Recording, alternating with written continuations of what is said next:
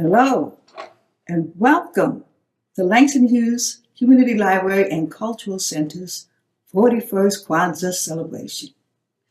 I'm Patricia Mercedes Ramos, a proud community and dedicated board member of the Langston Hughes Community Library and Cultural Center. Habari, what's the news? Today, on this fifth day of Kwanzaa, we celebrate the principle of Nia, which is a Swahili word which means purpose.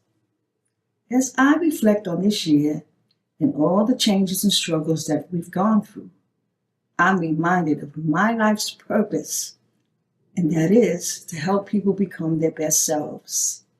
As a certified image consultant and life coach, I believe that I was placed here on this planet to serve.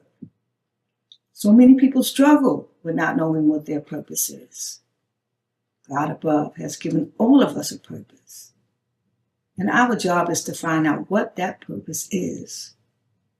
Now let me ask you a question. What is your purpose? If you're having a hard time finding your purpose, here are some steps you can take to help you get there. Take time and do some self-reflection. Think about what you love to do. What is your passion, your strengths, and your values? What energizes you, what brings you joy? What principles are